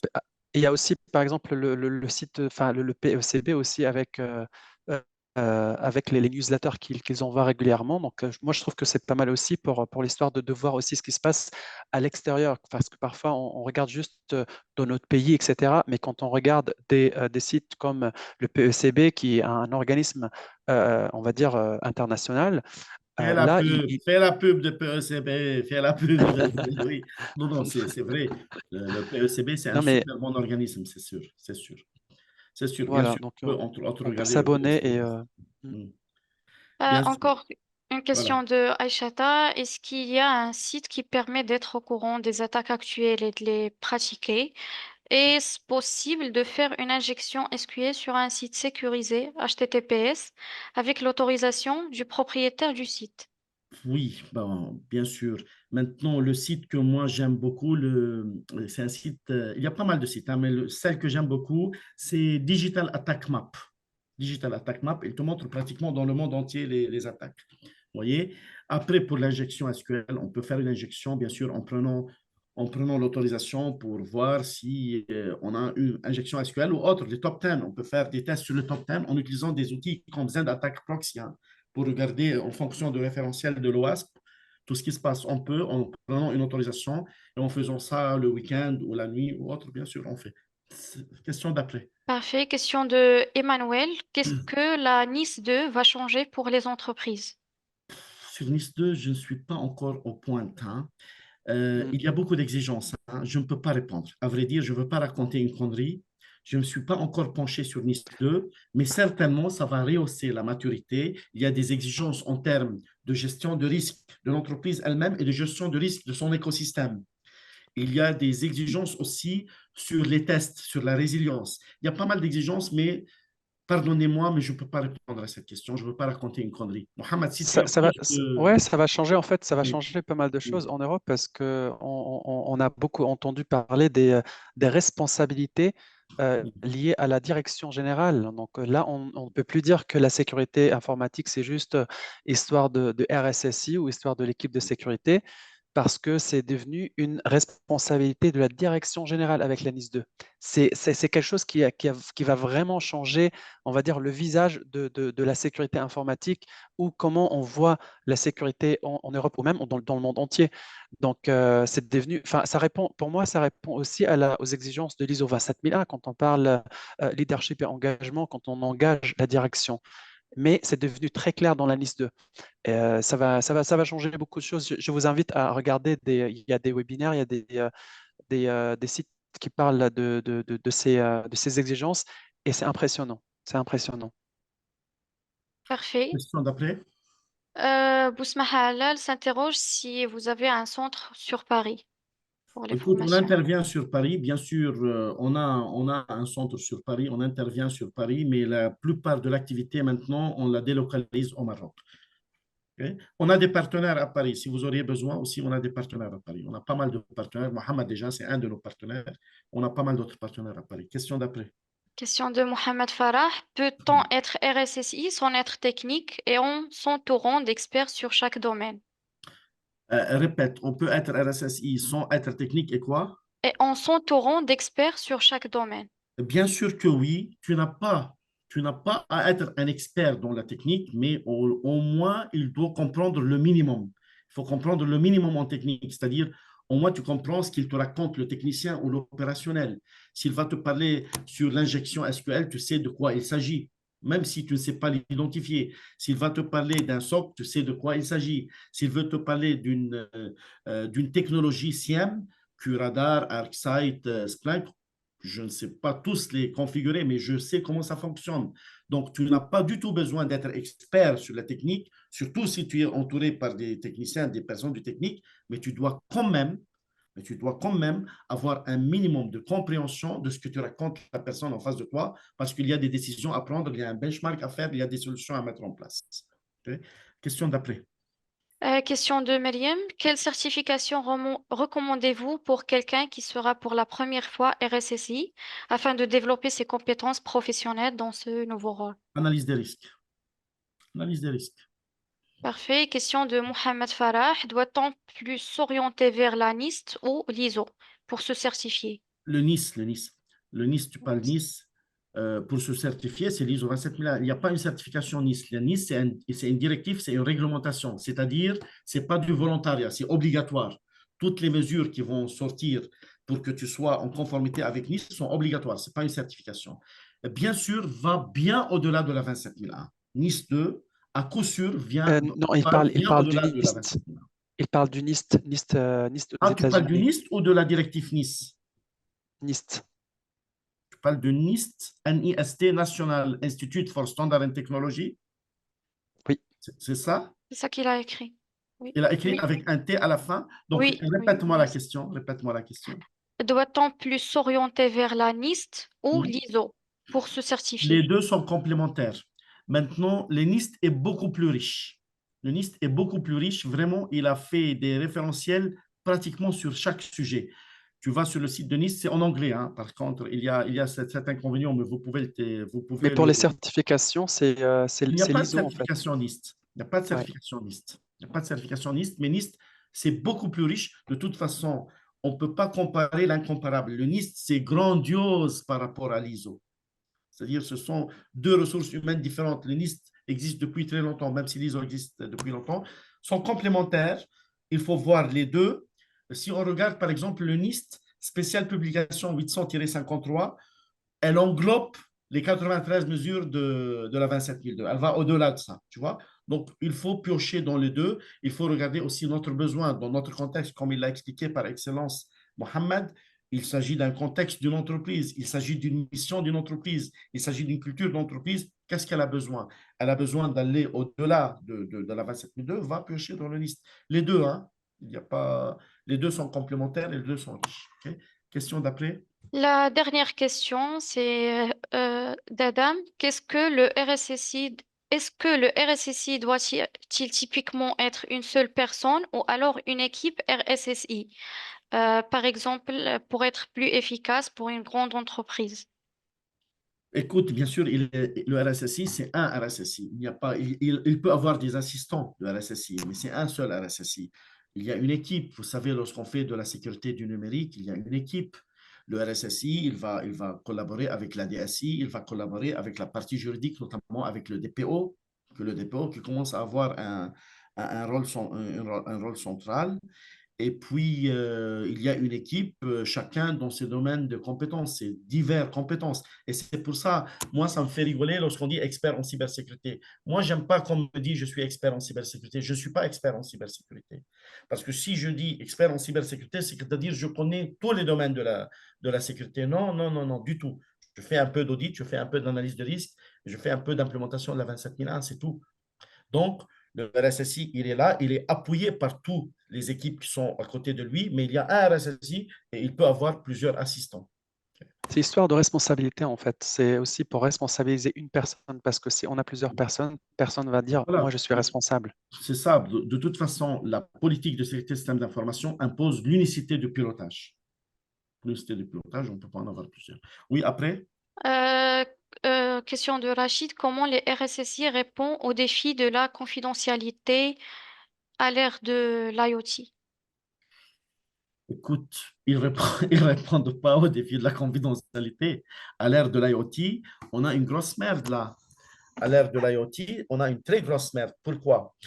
Parce qu'on n'a pas encore normalisé les IoT. C'est-à-dire, on peut avoir une montre connectée, un smartphone, une imprimante, un PC, la domotique, tout ça, mais il y a un grand mais que tout, ils vont communiquer ensemble et on n'a pas une normalisation de tout ça. C'est-à-dire, même si on a, supposons, je vais prendre un exemple très basique, j'ai 5 IoT qui communiquent, dont 4 où on a vraiment fait de la privacy by design et de la security by default et un non, eh ben, on va s'aligner sur le non. Donc, pour le moment, le RSSI n'est pas un dieu et le RSSI, il ne peut pas, à ce jour-là, préserver la confidentialité des IoT. Okay. Mohamed, je ne sais pas si tu veux ajouter quelque chose. Non mais je confirme, c'est pas évident. C'est pour ça qu'on l'a dit tout à l'heure que l'IoT c'est très compliqué en ce moment. On n'a pas encore de la Surtout, il n'y a pas de normes maturité. encore, ce n'est pas normalisé, il Ouais. n'y a pas des exigences. On doit avoir des exigences. On n'a pas encore. Chacun, il Ça fait va ce qu'il veut. sortir, ça va Voilà, sortir. chaque Mm. constructeur, il fait ce qu'il veut. Il y a autre Je pense chose? que c'est la dernière question de Mohamed Farah. La NIST peut s'appliquer en Afrique également ou que aux USA ou en Europe? Il s'applique dans le monde entier. Le NIST, certes, il était fait pour le gouvernement fédéral américain, mais il s'applique dans le monde entier. Partout dans le monde entier, tu peux appliquer les mesures de NIST. Et on a intérêt à le faire. Et je commence à m'approcher de plus en plus de NIST. Et je vous invite, comme il l'a dit Mohamed, je pense que ceux qui suivent la formation ISO 27032, ils vont voir une panoplie de référentiels de NIST et de l'ISO. Et c'est très riche, mais au bon timing. C'est pour ça que moi, je n'ai pas parlé Mohamed. Parce qu'il faut que ce soit au bon timing. Un Bien RSSI sûr. chevronné, oui. Un RSSI chevronné, oui. Mais quelqu'un qui va débuter, c'est au bon timing. Okay. Alors, Parfait. merci Donc, beaucoup. Oui, oui, nous avons arrivé à la fin de notre voilà. webinaire. Merci à mes chers participants. Donc, vous pouvez rester toujours à jour de tous nos offres et actualités. Veuillez nous suivre sur notre page LinkedIn ou bien vérifier notre site web ou notre page Facebook. Vous pouvez découvrir nos prochains webinaires ou visionner nos précédentes sessions en consultant la page dédiée au G-Webinars sur le le site web. Nous sommes également ouverts à vos suggestions de sujets à traiter dans le futur. N'hésitez pas à nous faire part de vos idées dans les commentaires. Et nous sommes ravis de vous convier à notre webinaire exclusif le 21 mars 2024, où nous aborderons les enjeux et tendances à surveiller en matière de cybersécurité et de chaîne d'approvisionnement. Merci beaucoup, cher Sheba. Merci, cher Mohamed.